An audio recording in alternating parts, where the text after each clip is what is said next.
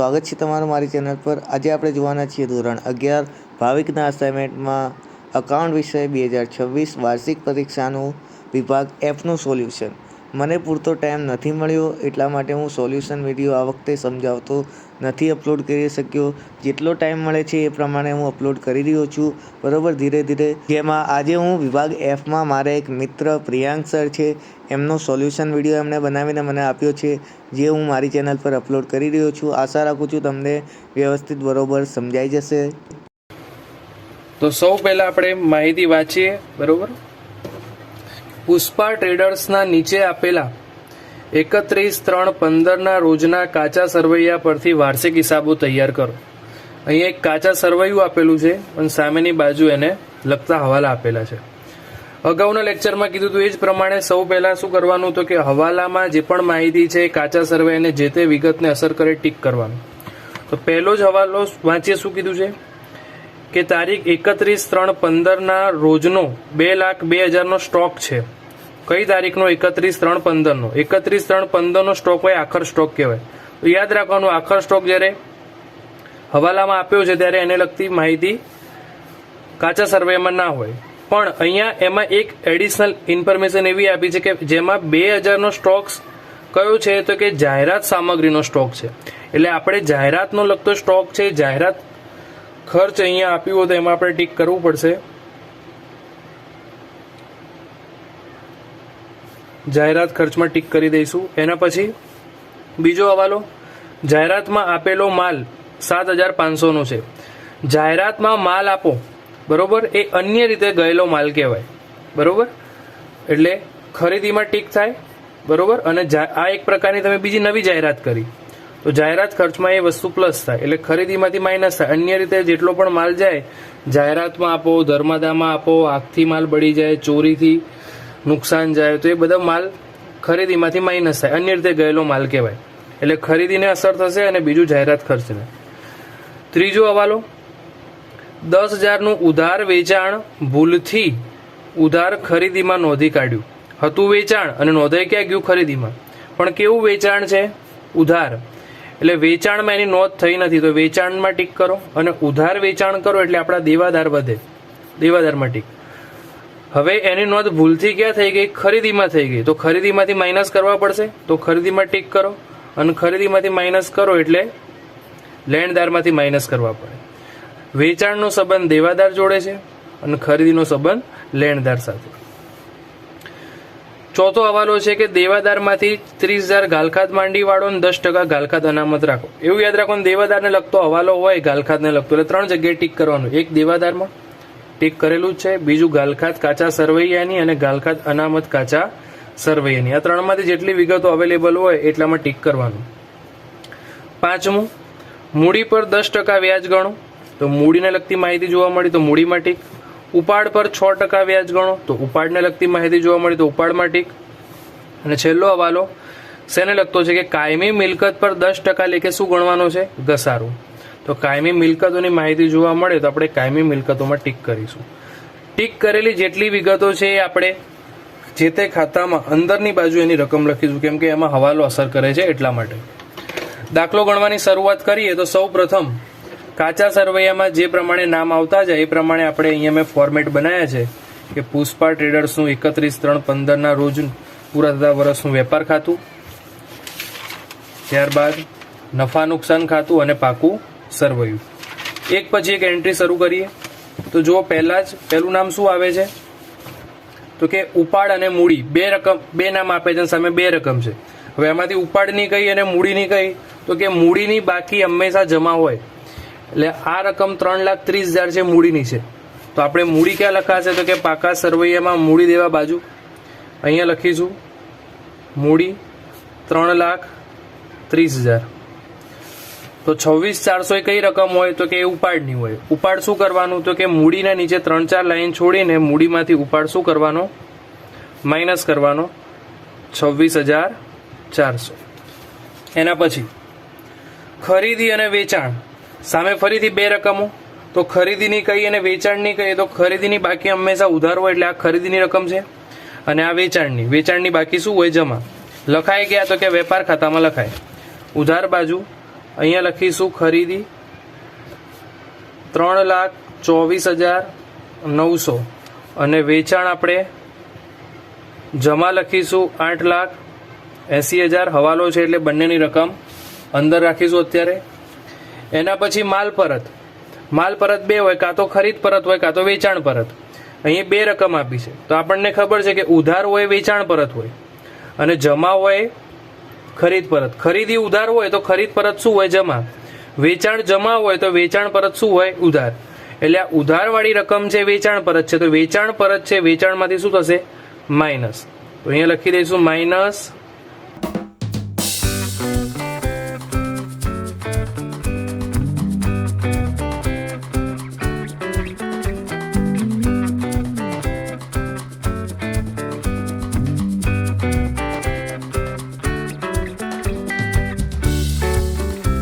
ફરીથી બે રકમ છે. હવે યાદ રાખવાનું પ્રોવિડન્ટ ફંડ એ ધંધાનું દેવું છે. ભવિષ્યમાં તમારે કર્મચારીને પૈસા પાછા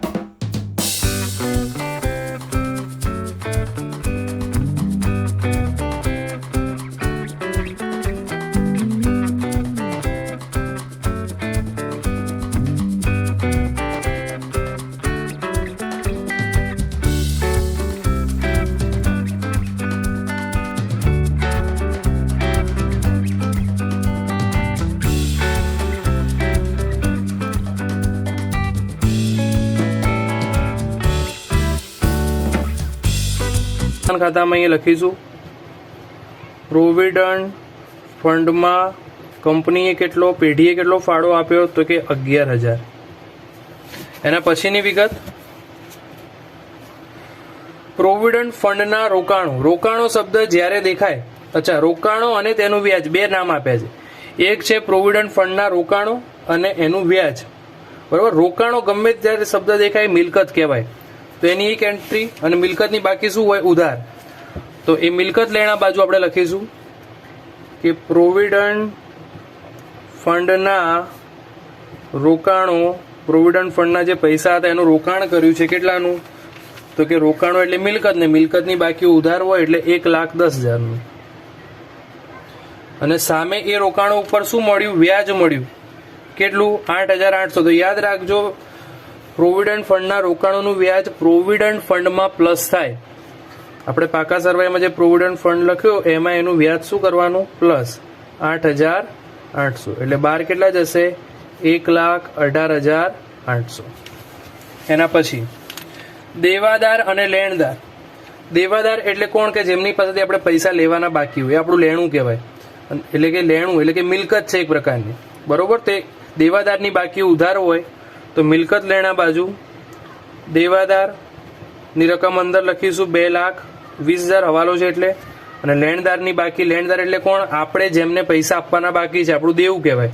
તો એની એન્ટ્રી મૂડી દેવા બાજુ કે લેણદારો 1,65,000 હવાલો છે એટલે રકમ અંદર. વટાવ સામે બે રકમ એટલે બે વટાવ છે તો એક આપેલ વટાવ હોય, એક મળેલ વટાવ. આપ્યો તમે વટાવ આપો, વટાવ એટલે ડિસ્કાઉન્ટ. વટાવ આપો એ આપણું ધંધાનું નુકસાન કહેવાય. અને નુકસાનની બાકી હંમેશા શું હોય? ઉધાર. તો આ 50,600 છે આપેલો વટાવ છે તો અહીંયા લખીશું આપેલ વટાવ નફા નુકસાનમાં ઉધાર બાજુ 50,600. અને જમા છે એ આપણને વટાવ મળ્યો છે, ફાયદો કહેવાય તો એ નફા નુકસાનમાં જમા કે મળેલ વટાવ 15,400. એના પછી ગાલખાદ અને ગાલખાદ અનામત પણ આ ક્યાં આપેલી છે? કાચા સરવૈયામાં. તો ગાલખાદ અને ગાલખાદ અનામતનું આપણે નફા નુકસાન ખાતામાં ફોર્મેટ બનાવી દેવાનું કે ગાલખાદ કાચા સરવૈયાની વત્તા ગાલખાદ હવાલાની વત્તા ગાલખાદ અનામત હવાલાની માઇનસ ગાલખાદ અનામત કાચા સરવૈયાની. તો કાચા સરવૈયાની વિગતો આપણને અહીંયા આપી છે. ગાલખાદ ધંધાનું નુકસાન છે એટલે નુકસાનની બાકી હંમેશા ઉધાર હોય એટલે ગાલખાદના પૈસા આ ઉધાર બાકીમાં જે આપ્યા એ 33,000 છે. તો ગાલખાદ અનામતના પૈસા કેટલા હોય? 49,500. આ ગાલખાદ કાચા સરવૈયાની, આ ગાલખાદ અનામત કાચા સરવૈયાની. એના પછી હુંડી. સામે ફરીથી બે રકમ આપી તો એક લેણી હુંડી હોય, એક દેવી હુંડી હોય. બરોબર. લેણી ઊંડી લેણું છે એટલે લેણાની બાકી હંમેશા ઉધાર હોય, તો આ લેણી ઊંડી કહેવાય. ક્યાં લખાય? તો કે મિલકત લેણા બાજુ લેણી ઊંડી 16,500. તો દેવી ઊંડી ક્યાં લખાશે? મૂડી દેવા બાજુ. દેવું છે એટલે દેવાની બાકી હંમેશા જમા. પછી આપ્યું છે માલ સ્ટોક, પણ કઈ તારીખનો? 1/4/14 નો. 1/4/14 નો સ્ટોક હોય, શરૂઆતનો સ્ટોક કહેવાય. ક્યાં લખાય? તો કે વેપાર ખાતામાં ઉધાર બાજુ લખાય. તો અહીંયા લખીશું શરૂનો સ્ટોક કેટલાનો આપ્યો છે? 88,000. એના પછી ડેમરેજ. ડેમરેજ વેપારને લગતો ખર્ચો છે, માલને લગતો ખર્ચો છે એટલે વેપાર ખાતામાં લખાશે. ડેમરેજ કેટલું આપ્યું છે? 3,300. કસ્ટમ ડ્યુટી એ પણ માલને લગતો ખર્ચો છે. માલને લગતા જેટલા પણ ખર્ચા છે એ વેપાર ખાતામાં લખાય. અન્ય ખર્ચા નફા નુકસાનમાં જાય. વેપાર ખર્ચા, હવે અહીંયા ધ્યાન આપવાનું, વેપાર ખર્ચા જોઈને વેપાર ખાતામાં નહીં લખી દેવાનું. વેપાર ખર્ચા ક્યાં લખાય? તો કે નફા નુકસાન ખાતામાં લખાય, ઉધાર બાજુ ખર્ચ છે એટલે. અહીંયા લખવાનું વેપાર ના ખર્ચા. કેટલો ખર્ચો? તો કે 1,00,000 રૂપિયા. એના પછી રોકડ શિલ્લક અને બેંક શિલ્લક બંને મિલકત કહેવાય. તો મિલકત લેણા બાજુ લખીશું અહીંયા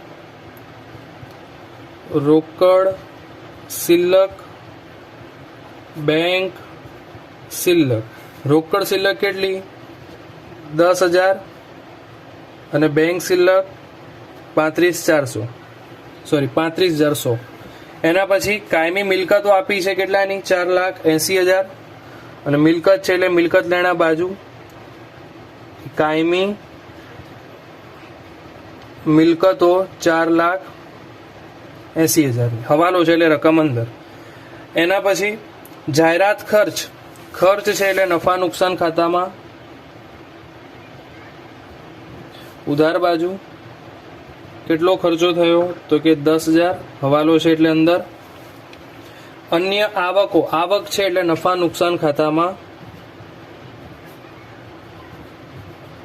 જમા બાજુ 19,600.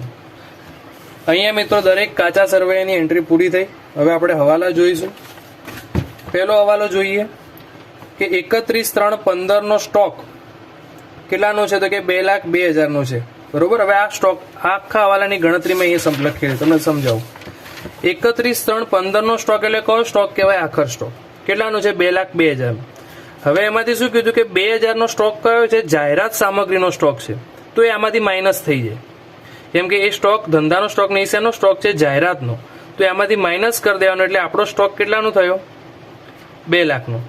તો કે 2,000 નો સ્ટોક જે માઇનસ થયો એની એન્ટ્રી ક્યાં કરવાની? તો કે એક આપણે આ જાહેરાત ખર્ચ લખ્યું ને એમાંથી માઇનસ કરીશું. અને બીજો આ સ્ટોક જ છે એક પ્રકારનો એટલે મિલકત જ કહેવાય, પણ એને અલગ બતાવવું પડે એટલે બીજી એન્ટ્રી એની થશે મિલકત લેણા બાજુ. હમણાં એન્ટ્રી આપણે જોઈએ. હવે આગળની વિગત વાંચીએ. ચલો પહેલા આની એન્ટ્રી આપી દઈએ કે ભાઈ 2,02,000 ના સ્ટોકમાંથી 2,000 નો સ્ટોક કયો છે? જાહેરાત સામગ્રીનો. તો એની બે એન્ટ્રી મેં ક્યાં લખી છે? એક જાહેરાત ખર્ચમાંથી માઇનસ કે માઇનસ જાહેરાતનો સ્ટોક, પણ કયો? તો કે આખરનો. કેટલો? તો કે 2,000. એટલે અંદર કેટલા રહેશે? 8,000. અને આ એક પ્રકારનો સ્ટોક જ છે, મિલકત છે, એટલે બીજી એન્ટ્રી એની મિલકત લેણા બાજુ જાહેરાત સ્ટોક 2,000. હવે વધ્યો કેટલાનો સ્ટોક? 2,00,000 નો. હવે આની ગણતરી સમજવાની. એમાં શું કીધું છે કે માલના સ્ટોક પૈકી 40% માલની બજાર કિંમત 20% વધુ છે. આટલા સુધી વાંચવાનું કે 2,00,000 નો સ્ટોક છે ને એમાંથી આ 40% માલ, 40% એટલે 2,00,000 ના 40% કરો એટલે કેટલાનો સ્ટોક થયો? 80,000 નો. આની કિંમત કેટલી છે? તો કે 20% વધુ છે. હવે યાદ રાખવાનું, જ્યારે પણ આખર સ્ટોકમાં માલની કિંમત વધારે કરવાની કીધી હોય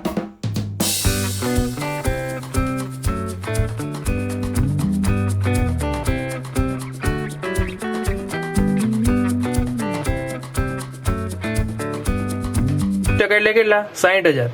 એની કિંમત 20% ઓછી છે, ઓછી કરવાની કીધી હોય તો કરી દેવાની.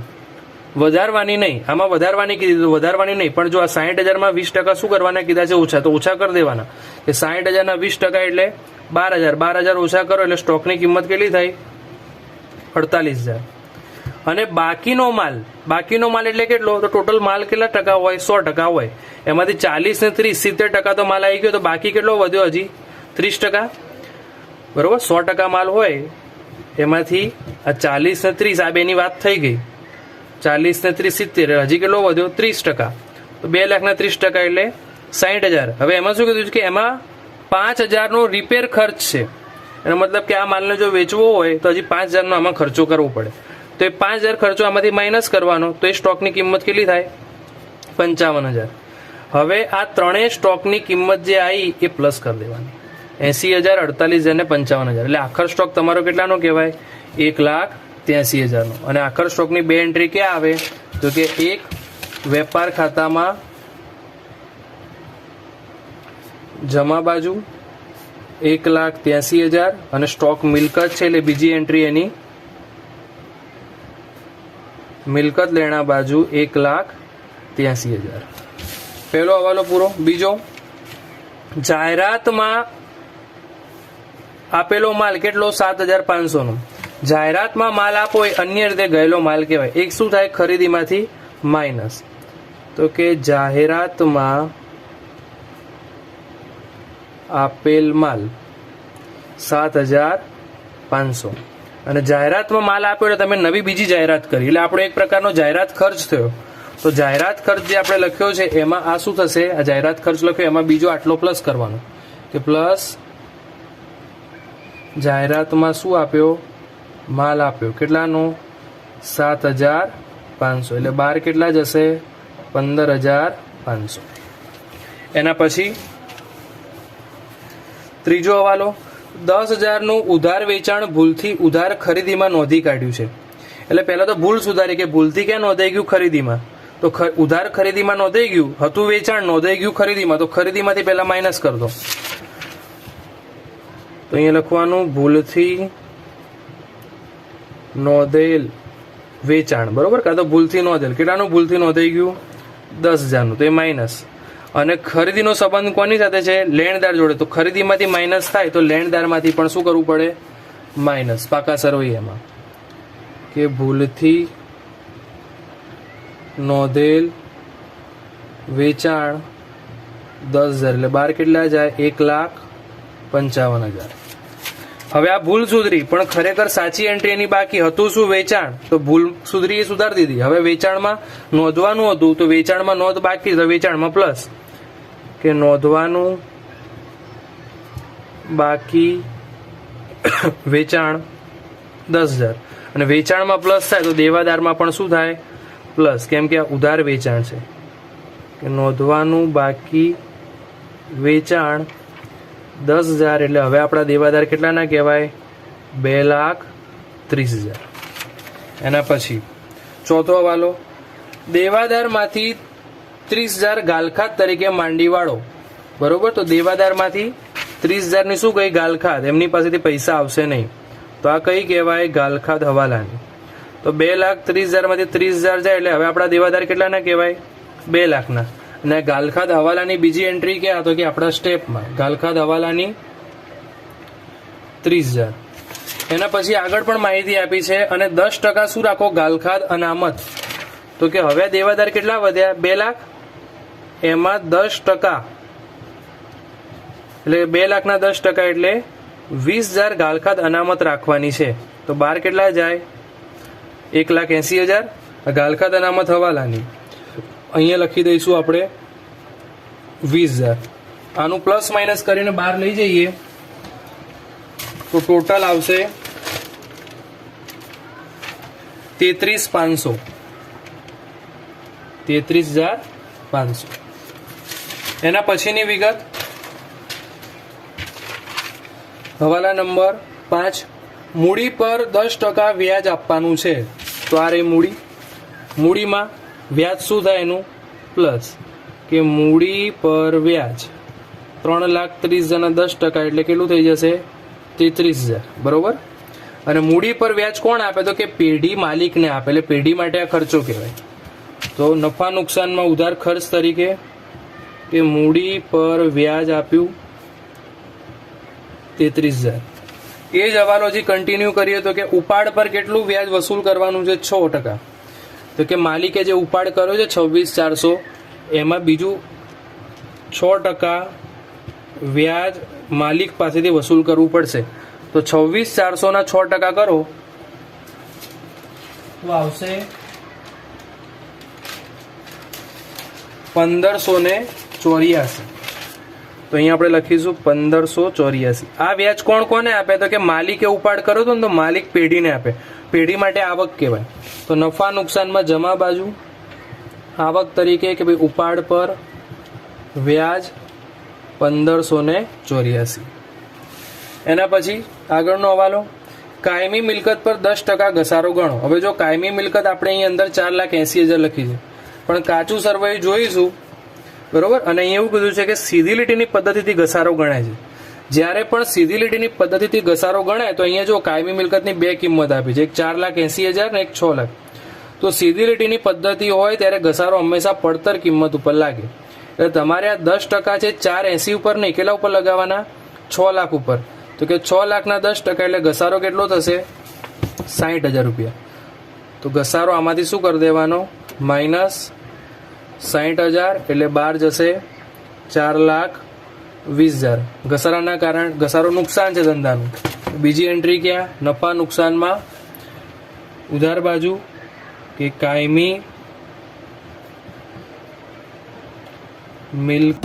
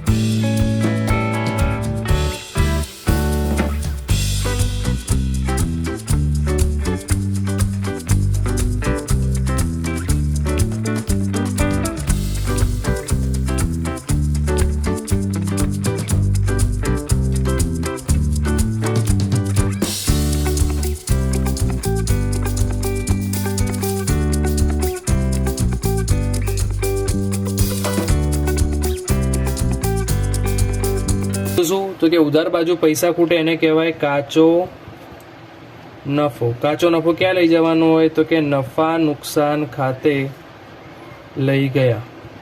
અહીંયા ઉધાર બાજુ ખૂટે એટલે નફા નુકસાનમાં આ રકમ ક્યાં? ક્રોસ એન્ટ્રી જમા 5,87,300. તો અહીંયા લખીશું 5,87,300. અહીંયા લખીશું કાચો નફો ક્યાંથી લાયા? તો કે વેપાર ખાતેથી લાવે. હવે આ ખાતું બંધ કરતા પહેલા જોઈ લેવાનું દરેક રકમ બહાર આવી ગઈ છે. આવી જાય પછી ટોટલ કરવાનું. તો આમાં પણ જમા બાજુનું ટોટલ વધારે આવે છે, 6,23,884. 6,23,884. એમાંથી ઉધારની રકમ માઇનસ કરો બધી, તો આવે છે 3,20,284. અહીંયા કેટલા રકમ ખૂટે છે? 3,20,284. ઉધાર બાજુ ખૂટશે એને કહીશું ચોખ્ખો નફો. ચોખ્ખો નફો ક્યાં જાય? તો કે મૂડી દેવા બાજુ. મૂડીમાં શું થાય? પ્લસ. નફો હોય તો પ્લસ થાય, ખોટ હોય તો માઇનસ. પ્લસ ચોખ્ખો નફો કેટલો? 3,20,284. હવે આનું પ્લસ માઇનસ કરીને ટોટલ 12 લઈ જઈએ તો બહાર જશે 6,55,300. ત્યારબાદ ચેક કરી લેવાનું કોઈ રકમ અંદરથી બહાર લઈ જવાની બાકી ના હોવી જોઈએ. ત્યારબાદ તમે આનું ટોટલ કરશો એટલે ટોટલ બંને બાજુ આવશે 9,56,600. 9,56,600. તો આ રીતે મિત્રો તમારે એક્ઝામમાં દાખલો ગણવાનો રહેશે. આશા છે કે દરેકને બધી જ વિગતોમાં પૂરેપૂરી સમજૂતી મળી હશે. આવનારા લેક્ચરમાં આપણે આગળના દાખલા આ જ રીતે કન્ટિન્યુ કરીશું. Thank you.